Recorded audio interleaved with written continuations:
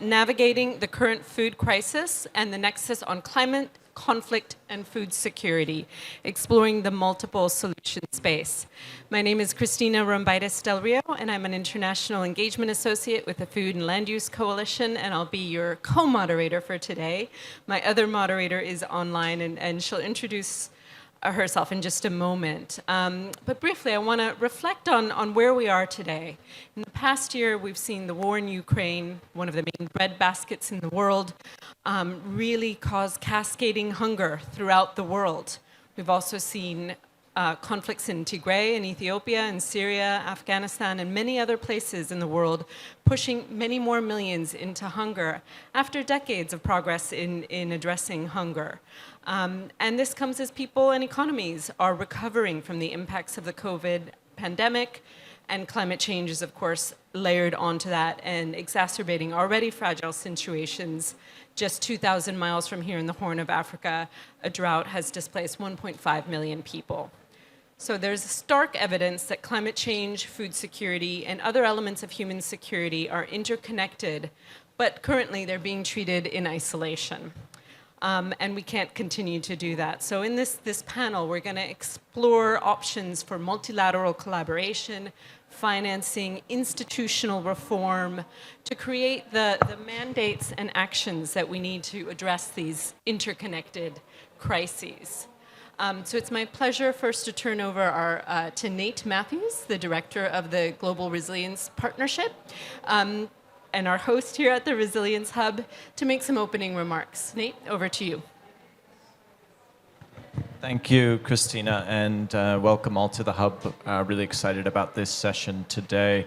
As has just been highlighted, so we're entering in what will likely be the biggest food crisis in recent human history. And the scary part is that all the drivers that Christina's just mentioned, there's no sign that any of them will be decreasing in the near future. We're going into a prolonged war with Ukraine. Climate impacts were nowhere near a 1.5 degree or even a 2 degree at this point. And an economic crisis seems to be settling into the future. So these topics are only going to rise to further importance over the years to come and even over the months to come. And I think what's really critical here is when we talk about these drivers and these impacts is that the food crisis impacts different groups differently. And it's the poor in least developed countries, especially conflict-prone countries, that are most adversely impacted, especially women and youth. And despite that impact and the staggering statistic that 80% of the world's poor will be in conflict-prone and fragile regions by 2030, so letting that sink in, that's 80% of the world's poor in conflict-prone and fragile regions by 2030, we really don't know how to work in those regions. Most people try to, most development programs actually avoid them because they're really hard places to build resilience.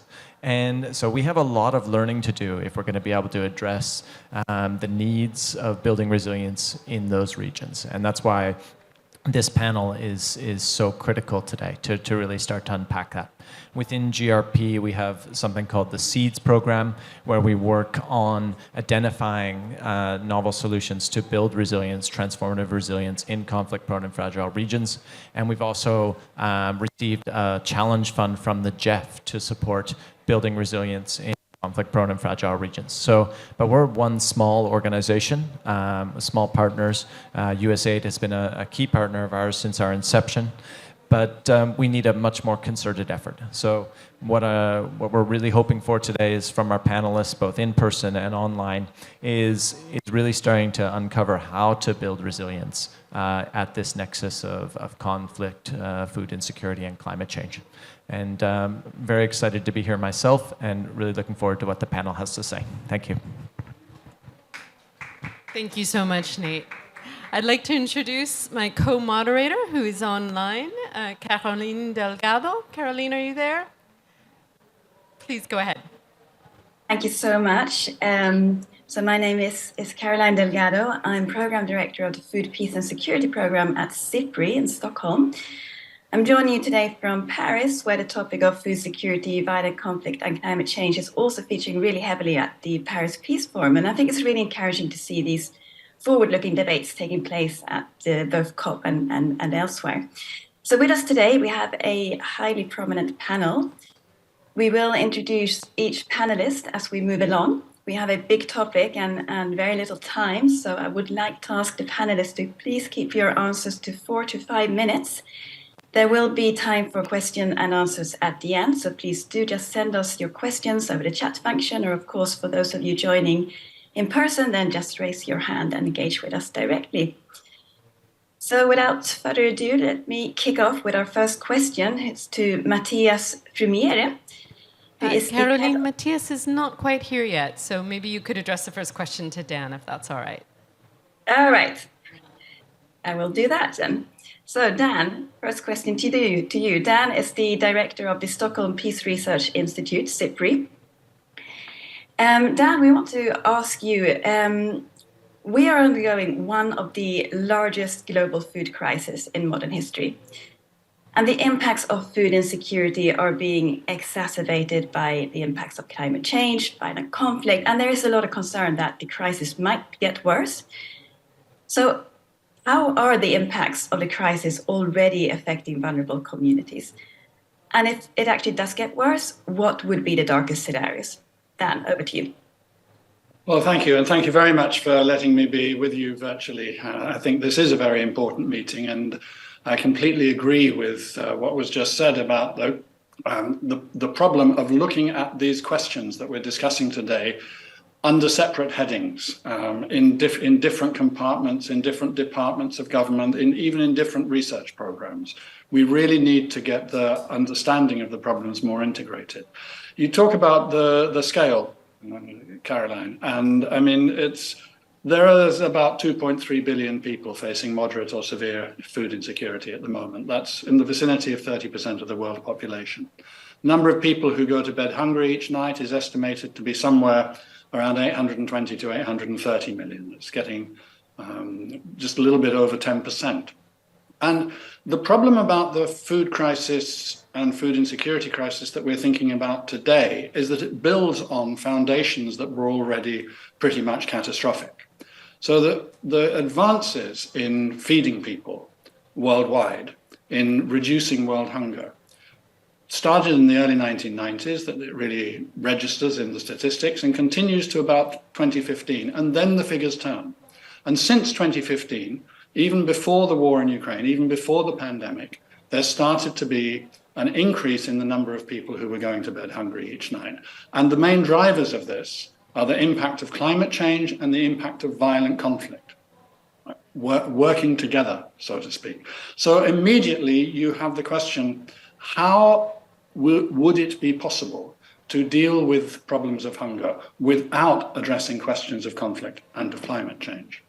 And then the thing is that in the last couple of years, that process of increasing world hunger has accelerated very sharply. So those facing acute food insecurity numbered about 145 million people in 2019. Now they number about 345 million people. It's a dramatic increase in the short term. World Food Programme is estimating about 50 million people on the verge of famine and 22 million people in the Horn of Africa at risk of starvation. So what we're dealing with here is the problem of when crises meet. Right? Now, the next part of your question was what's the impact on the local communities? And what the impact is basically is essentially, you could say, almost destroying community. It's destroying livelihoods, it's destroying or undermining the possibilities for a dignified life. It's getting people into a situation where they have to move, though they don't want to. They're not perhaps always being forced by armed groups, but they're not moving of their own free will. And they're going very often to dramatically awful conditions in the margins of major towns and cities, where, for example, in Somalia, we see a quite clear pattern that the recruitment by the extremists picks up because of the people who have been displaced by drought. So you have this issue of when crises meet, weakening communities, weakening the conditions for life. And then the third part of your question is, well, what could be the worst thing?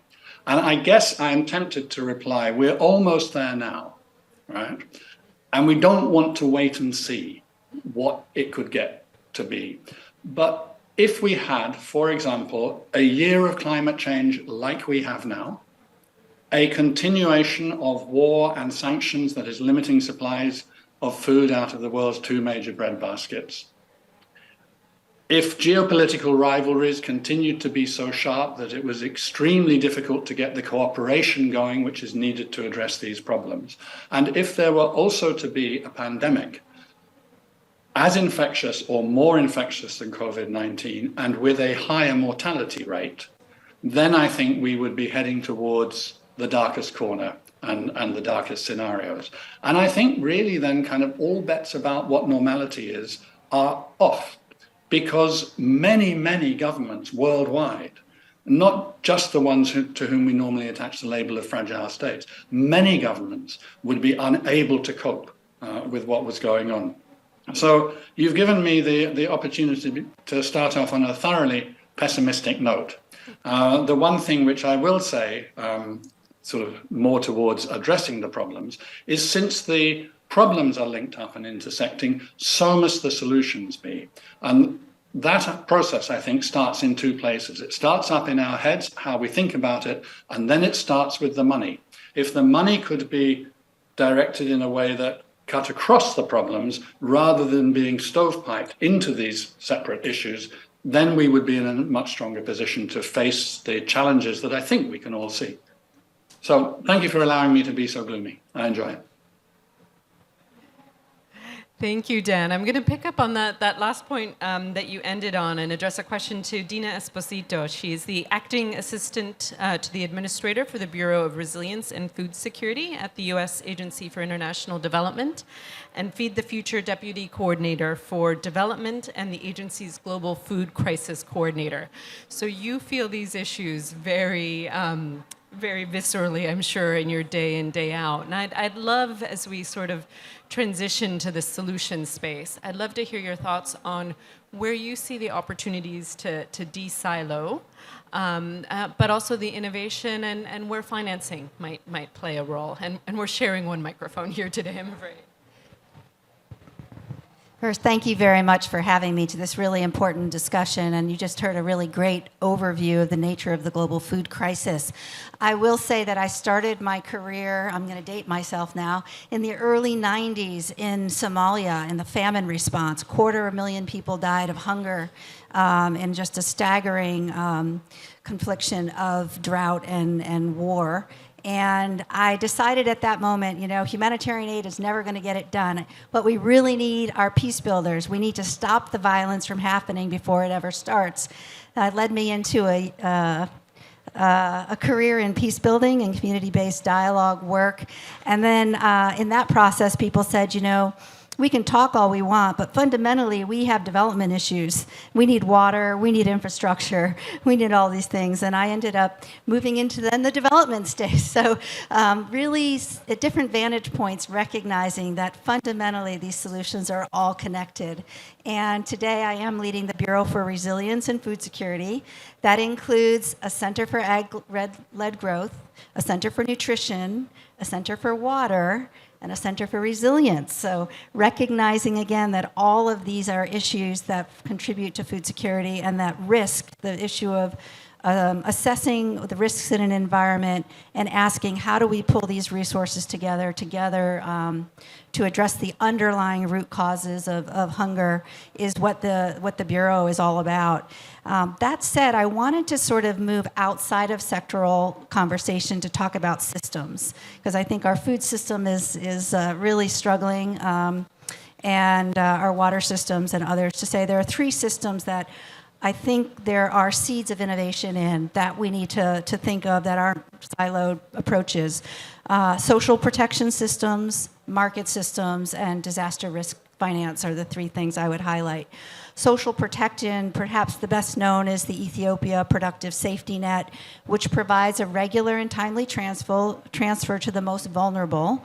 When a shock occurs, that net is able to expand, to add more people to it, or to inject more resources. And increasingly, we're finding this to be a far more efficient and effective way, certainly than standing up a big humanitarian parallel relief operation, and that we need to see more of these kinds of social safety nets. The World Bank is certainly a key player in this area, but bilateral donors have a lot to do to boost capacity in these areas and to commit to not running a parallel humanitarian pipeline when we have a social protection functioning that we can contribute to.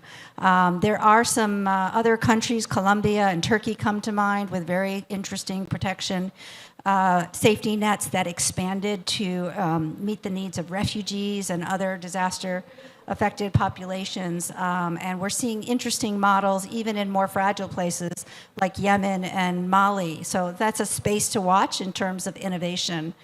I often say that, when you go out and speak to communities in conflict or crisis settings, they're relying much more on markets and on family and friends than they are on humanitarian aid.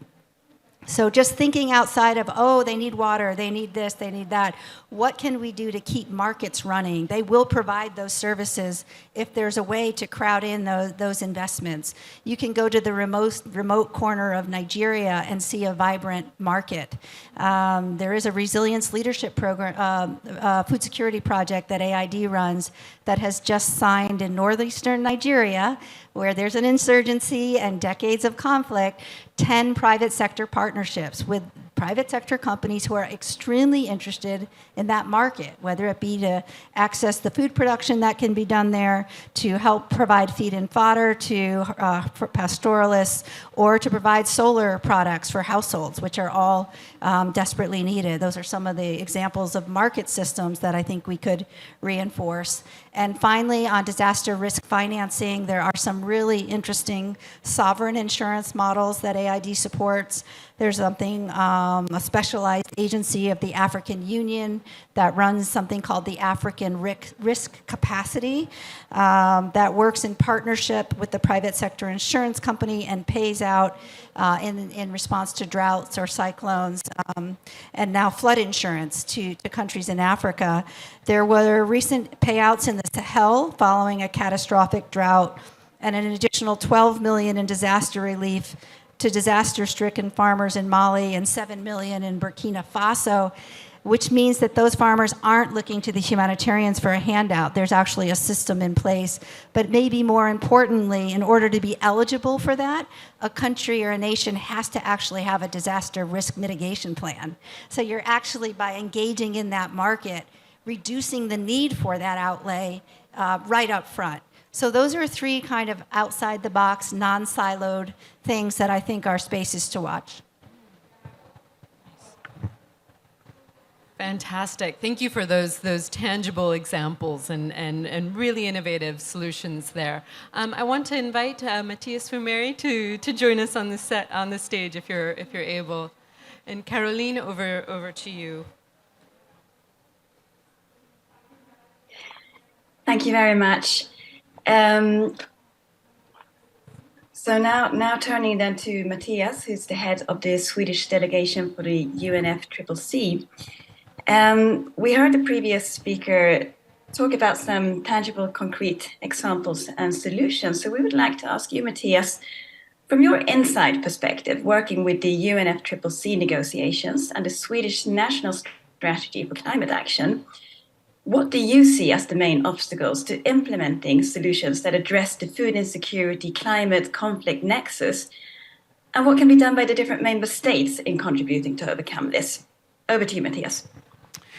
Thanks, and apologies for coming late. I think you're sort of touching on one of the key issues which we struggle with within the negotiations in terms of providing the kind of guidance which we would want to set at a global level for countries to be able to implement at the national level. And I think also for a country like Sweden, where we're having a variety of various perspectives which we want to integrate in our decision making, in our policy making, we're also seeing sort of the difficulties in doing that when trying to sort of to integrate these various perspectives like we do, the ones we are discussing today. Of course, I think as policymakers are keen to ensure that we have as a holistic approach as possible. Where I was just at another event on food systems, and of course having sort of a comprehensive approach also to food systems and food security, and building on the outcomes of the food summit last year. But I think that's also, we need to recognize that there are difficulties in this. And at the end of the day, there is an individual civil servant who is supposed to be designing these policies and supporting their political masters in actually in both sort of developing and implementing those. And I think that sort of speaks to the general level of capacity within governments to ensure that there are that we can have as a holistic approach as possible. And one of the reflections coming out from Glasgow at COP26 last year, and this is not specifically related to the topic we're discussing here, but I think more generally to capacity building, is that there was a call for capacity building across a range of various areas within the negotiations on what we call transparency in Article 6 and finance and so forth. And I would think that there is a need to have that more also holistic approach to capacity building more generally when it comes to sort of policy development, and sort of ensuring that the capacity we build in countries globally is also capacity retained. So we can sort of make sure that when a training is offered, when a program is being designed, that it actually sort of the functions that and the capacity that we develop is actually there over time and not sort of disappears after someone, for example, leaves his or her job, for example. Just a couple of reflections on sort of also, I think we should be aware of those kind of difficulties in having that kind of holistic approach. Apologies, we're being resilient here and sharing one microphone after the others have failed. Fantastic remarks and a reminder that we need endogenous capacity in order to confront these challenges, because as well as locally led action, because otherwise there isn't that resilience. Sandrine, I want to turn to you next. Sandrine Dixon de Clèves is the co-president of the Club of Rome and was also the co-chair of Action Track on Resilience at the Food Systems Summit. And I know you've spent a lot of time thinking deeply about food system resilience. And I'd love to hear what solutions you have thought about and seen, identified through the food system security process, the Action Track process, and others, and especially maybe ones that might focus on conflict-afflicted states and how we build food system resilience in those fragile environments. Thank you so much, Christina, and it's a pleasure to be here. I think we need to remember that, unfortunately, the Resilience Action Track was a bit of an afterthought. And actually, look at the situation that we're in today. It should have been the forethought, and it should have actually created the rest of the interrelationships with the Biodiversity Action Track, with the actual Nutrition Action Track and healthy food, as well as, of course, access, poverty, social implications. So when myself and Salim Hook took over the Resilience Action Track, and actually also spoke to Nate and others, what we very much wanted to do was to make sure that, first of all, we stop having this siloed approach. The action tracks came together as silos. And so the first thing we did is create a systems approach between the action tracks within the UN Food Systems Summit. And I think that this is an example of how all of us have to debunk the structures that force us into silos, because if we don't get systemic in our approaches, we know that the complexity of the food system is such that actually having these 5 action tracks made no sense whatsoever. So we immediately started working together. That was the first trick. Now, what did we also do? Because of the complexity of the food system and the interrelationship between all of these different tension points that we see, we wanted to ensure that we could also come up with systemic solutions for hunger, nutrition, resilience, and social implications at the same time. How could we have a series of positive knockoff effects that were all actually really creating thriving communities? And if we look at some of the key solutions, one was coming back to local production for local consumption. Not that we wanted to stop trade, we know the importance of trade, but it was fundamental, and this is the importance in conflict zones as well. How can we ensure that communities that are in conflict still have access to food, and it's not just food coming in, but it's food that still can be produced there. Now that does come into some really interesting possibilities around vertical agriculture and other types of solutions. The other key is to ensure that we tap into women and youth who actually often are on the front lines of ensuring that actually there is access in conflict zones. That is very much, I would say, the kind of strategic approach which is on the ground. But then I would like to bring in some of the nexus approaches that we were presented. So obviously, a part of what Rena was saying, the need to enhance energy, food, water, land, and those nexus approaches are coming from a systemic perspective.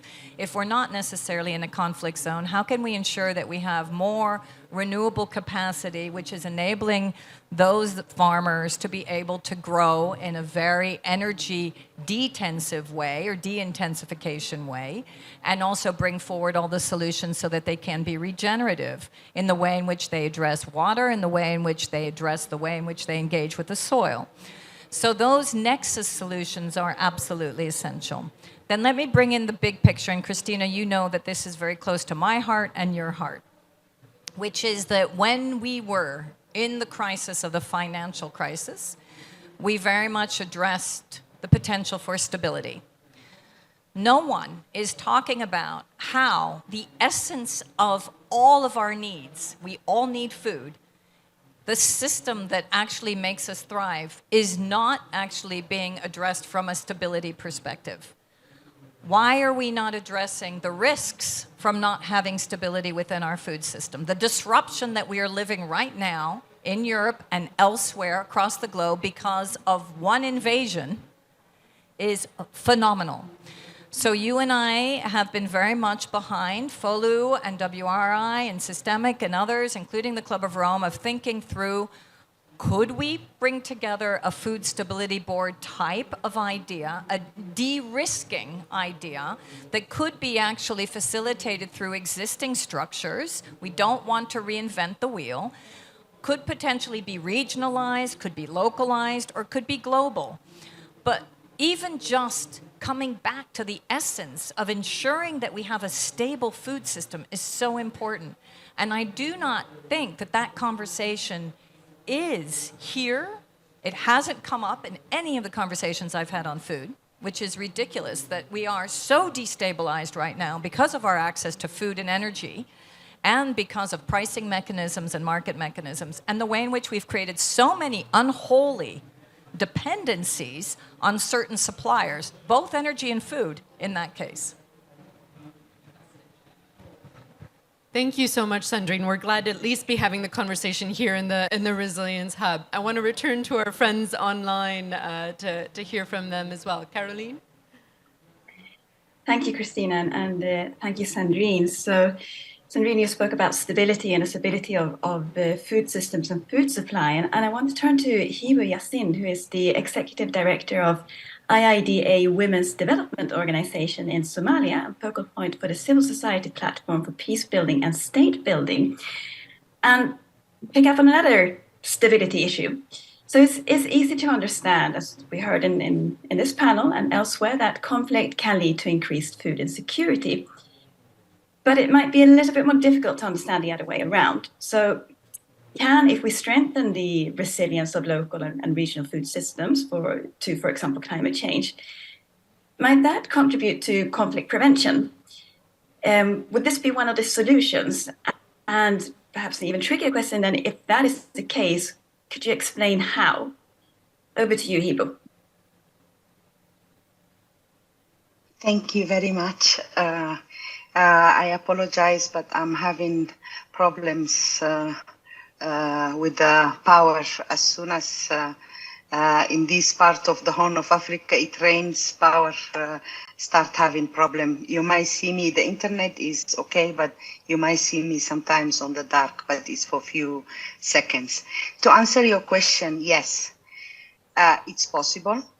It can help, but it's unlikely to happen in my experience in the Horn of Africa, especially in Somalia, because a strengthened food system, it's important, it can help, but without tackling the issues of the state building, peace building, but also, and most importantly, the silo. I heard a lot of colleagues talking about the silo. The silos and most importantly, projectizing the states. That is something that needs to be tackled. I'm very happy that the colleague of USAID was there a couple of years ago, if I'm not mistaken, more than 10 years ago. If you were seeing those problems that discussion were, humanitarian without looking at all the other aspects, we are still there. I think we have proven as Somalis to be resilient. After 30 years, people are still there.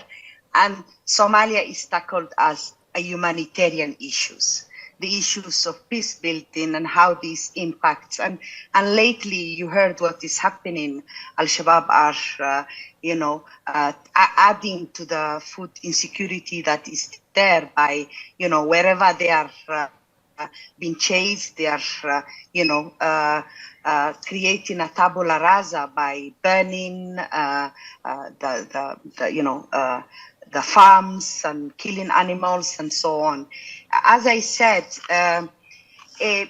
it's very important to look at urgently at the connection between humanitarian development and peace actions. And without these, and without having this triple nexus response to climate change, we are not going anywhere. We are here, all of us. We had experience all over.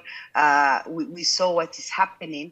But if this is not tackled down, policies, countries are not helped by having policies on climate change adaptation and so on. And existing, because as we see in Somalia, whatever existing interventions are there is no concerted coordination efforts, and everything is being seen as silos. And most importantly, I'm talking about, as a CSO today, I'm not looking at the scientific part of it, but, civil society and their intervention and the power they have and the knowledge they have of the communities and how these cope with climate change issues, but they cope also with peace building, etc., are not strengthened and are not seen as partners on the table. Nothing is going to happen. We are forced to go to become a service provider. And, as a service provider, it's like you are given a wheelbarrow, you go and you know where you have to go. But the reason behind of how you need to do this, it's not there. One of the other things I saw, the whole issue of the knowledge, skills, awareness on this nexus at local level is still limited. And I'm very happy of these all colleagues with knowledge who are there, because the academic bits need to step down, not at local level, at the consumption of the local level. And when I'm saying local, it's also our international partners need to study a bit more of how these nexus need to be. I was saying the local government bureaucrats need to understand what they need to do. Now we have this trend of the climate change. Everybody wants to work on that, but there is a reason behind and how these need to be done, including the CSOs, including human rights activists, to enable the people to understand there is a socio-economic and governance issue behind it. With these CSO linkages that is missing restored, and the linkages between not seeing the country as a humanitarian, but looking at the development and so on, it's very important. I know the time is not on our side. I want to close by throwing a question or a food for thought for some of the colleagues. I want to say hi to Dina. After 20 years, as I was saying, we are still here.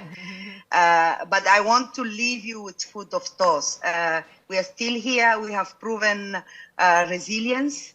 But don't you think that after all these years, this country needs to be taken as a pilot and see what went wrong and how this can be rectified? And I see USAID, it's a very strong partner. We need to have a coordination effort on what is done. Partner X need to know what partner Y need to, what is doing, take it from there, reinforce it. As I said, we don't need to make Somalia as a project. A new approach need to come. The colleagues of CIPRI and others, CIPRI need to be localized. When programs are happening, we need to report. We need to, as civil society at all levels, from the northern side. That is the type of help we need to give. Whatever we say at this kind of forum, I would like to see it, scale it down, and prove ourselves that as civil society, we can also monitor at local level. And I will close by saying that climate change, fragility and conflict conundrum in Somalia will not be solved unless the government, CSOs, as I said, and the international community come together to coordinate efforts around humanitarian development and peace building nexus to climate change. Thank you very much. Thank you so much, Ibo, for bringing in that perspective from Somalia and also for asking a question. We're going to open up to Q&A in just a moment. And Dina, I think that question was addressed to you specifically. But I first want to turn to Tim Benton, who needs no introduction, but is a director at Chatham House. Sandrine mentioned trade, and I'd like to come back to the issue of trade and markets. They can be friend or foe when we're talking about food system stability and coping with conflicts and fragility. So I'd love to hear your thoughts on how do we actually make it more of a friend? What are the changes that need to happen for us to use trade and markets more effectively? Thanks. Let's just start off by saying that globalized markets are enabled by trade, and trade is a kind of a shorthand for saying it's a globalized market situation. And globalized markets and trade are good when the world is stable, because it's obviously there to move food from areas of surplus to areas of deficit, and that's good when the system works. But the trouble is that our current market is incredibly fragile to events and disruptions. And if you think about it, the risk of being disrupted is always a function of hazard times exposure times vulnerability. So what can we do to make things better? Well, clearly, in terms of mitigating the hazards, we can mitigate climate change, we can peace build, we can cooperate. All of those things we're not doing very well at the moment. We're moving into a world of increasing contestation with more climate disruption coming down the pipes. What can we do to reduce our exposure? Well, we can diversify our local agricultural production, shorten supply chains, all that sort of stuff. We can trade on a more regional basis. We can trade primarily with allies. But the thing that we should be doing is restructuring markets. And restructuring markets is not about telling consumers to eat different stuff. It's about getting the rules of the market to do better for people. Part of the problem with the fragility, both in energy markets and in food markets, is marginal pricing. So as soon as there's a shortfall, the costs go up to equal the most expensive way of producing food for that shortfall. So we are very spiky in that regard. In Europe, we're restructuring energy markets to reduce that. We could do that with food markets. And we can reduce spikiness in other regards. We can do better at predicting ahead with AMIS-like mechanisms. We can increase the functional redundancy within our food system, which we stripped out in the name of efficiency, but food stores, real or virtual. We can increase our demand and supply chain flexibility and agility. One of the things that came out of COVID was that our supply chains have been so specialized in the name of efficiency. If all of the shops that take all of the milk shut down because we're in lockdown, in Europe we were pouring milk down the drain because we had no way quickly of restructuring supply chains. There are many ways of doing that. We need to increase transparency in the food system so we know where food is, who's holding it, where it's produced. We need to stop countries putting in place export bans, which drive market panic over and above the issues of the marginal pricing. And I think we need to do more to reduce market speculation, which of course you make the most profit when the market is volatile, and therefore it's in speculators' interest to have volatility. So that's exposure. Vulnerability, number one, reduce inequality. How do we reduce inequality? Well, many ways. More income, blah, blah, blah. Social safety nets. Just trade, just as in the sense of we are not in the rich world exploiting the poor world and forcing them to externalize their costs on their own health and social systems. And we need to stop thinking about food security as a matter of calories. Yes, starving people need calories, but healthy people, productive people need healthy diets.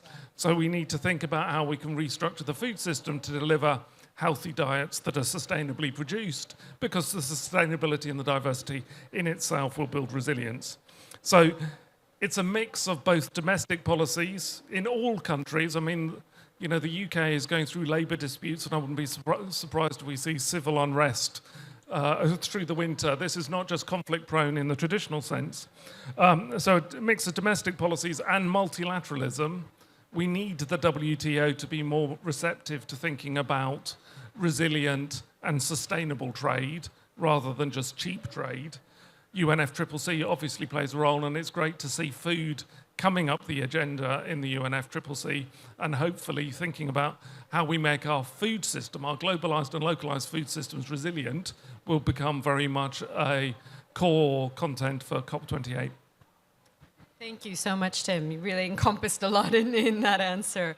I want to open it up to quick questions and answers from the audience right now. Does anyone have any burning questions? No burning questions. We've solved it. I do want to maybe give Dina, do you want to take a moment to address the question on Somalia specifically? Thank you so much for that question and for the challenge that you're putting to us. You're right, we haven't made enough progress, but I think really unpacking what's working and what's not is Somalia is a great case study. I will say that the bureau that I lead, the Bureau for Resilience and Food Security, leads on a whole of government food security agenda called Feed the Future, and 25% of the resources that our bureau manages are designated for places that have high humanitarian aid caseloads, with the aim of providing development solutions that brings down that caseload and improves the resilience of communities. And when we make a decision to move those kinds of resources in to address food security, we have a Resilience Leadership Council at the DC level, and the humanitarians, the peace builders, the development people of all sectors are expected to come to the table and say, here's this problem set. How do we collectively address it? And then at the country level, where once those resources are packaged towards that problem, we have what we call backbone support, which is a unit that is constantly bringing people back together to say, how is this working, so that we can collaborate, learn, and adapt in real time. So I think those models are super interesting and super important for breaking down silos. The problem is the imbalance of resources. I mean, I think we spent almost $1 billion in humanitarian aid, just US government last year. And I don't know exactly, but it's probably a few tens of millions in development work. So we can have all the great, connections, but fundamentally we have a huge imbalance in the system. And that goes for peace work as well, which is just minuscule. So thank you for keeping that challenge before us. There's a lot to do.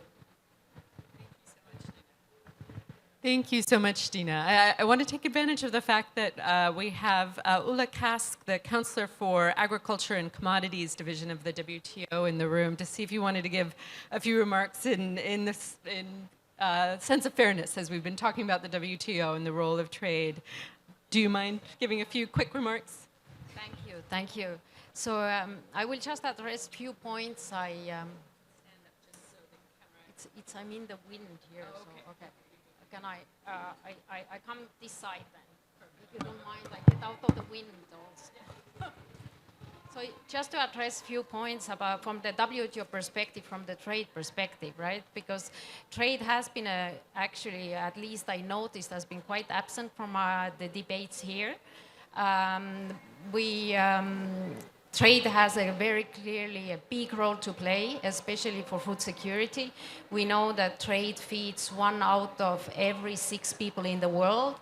With the climate change, there are more and more extreme weather events, more intense weather events. So I think the role of trade will probably increase rather than decrease. We had at our just coming back to the last point made, we have now Ag Retreat led by our Director General that was dedicated to sustainability issues.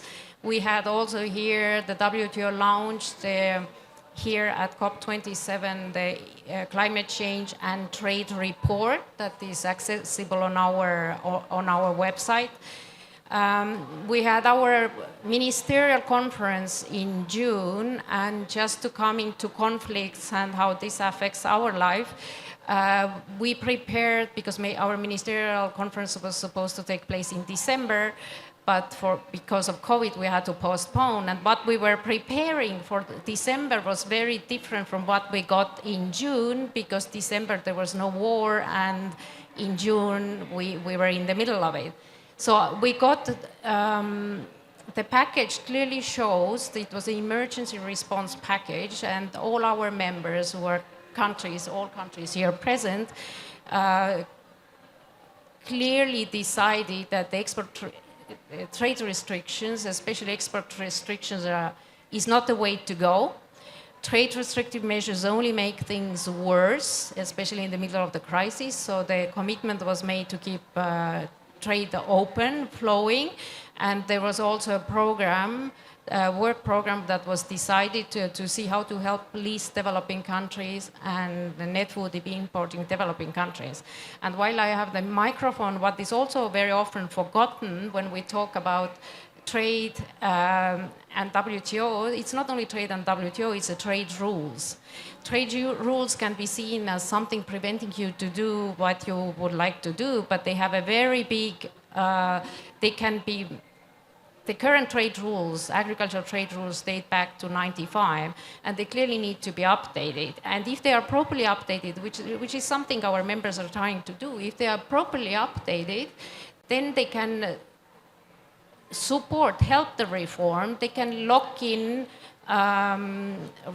good reforms. They can also help, which is a big topic discussed everywhere in all these meetings today at least, redirect a lot of agricultural support that is over 800 billion per year, most of it big chunk is production distorting, leading to intense production and overuse of many natural resources. So from that point, trade rules would also help to send the right incentives to the members to reform and to lock in the reforms. So WTO has been becoming much more sustainability, I would say environment sensitive, and our members are really, it's now part of the discussions in agricultural negotiations. Thank you. Thank you so much. So there are clearly no simple silver bullets here, and a lot of work to be done And I think we could have used another hour perhaps to have a deeper discussion. I'm going to give the mic now to Nate for some final closing remarks. Thank you so much. I'm just going to provide a bit of a wrap up, and I was taking some notes as we were going through, and this won't be exhaustive, but I think we talked a lot about that as Dan sort of kicked us off with. We don't want to wait and see what this worst case scenario is. It's already horrific what we're facing, and if we do get a few more things going in the wrong direction, it's going to cascade into something unimaginable.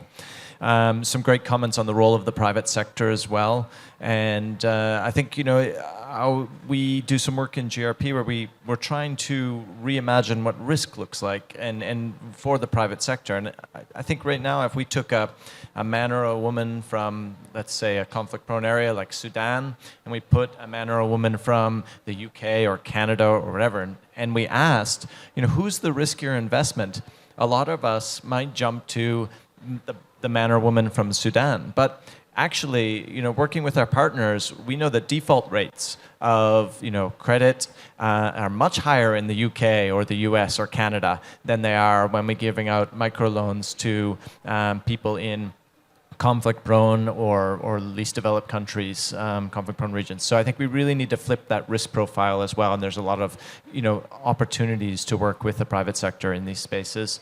We also talked about, really that need to debunk siloed structure. We heard that again. And systemic solutions and resilience is all about that and dealing with the system. The lack of concerted coordination efforts and really the need to focus on peace building, we heard as well.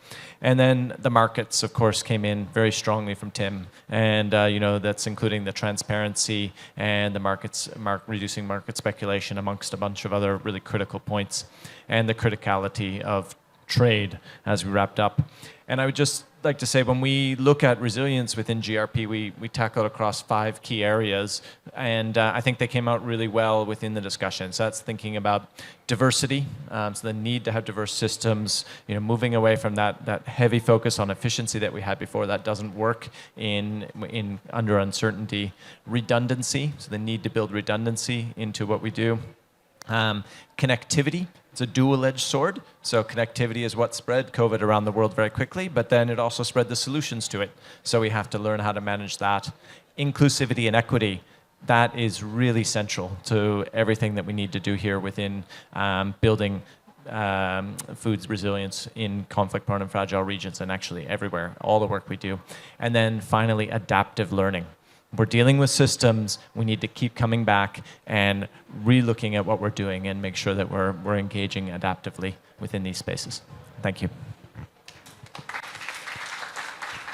Thank you so much, Nate. And with that, I'd like to thank our panelists for joining us from all over the world to really be here with us today and share their thoughts. I'd like to thank CIPRI, Global Resilience Partnership, Stockholm Resilience Center for being co-partners in organizing this session, and the Resilience Hub for hosting us, and all of you for joining this session. Thank you very much, and have a good rest of your day.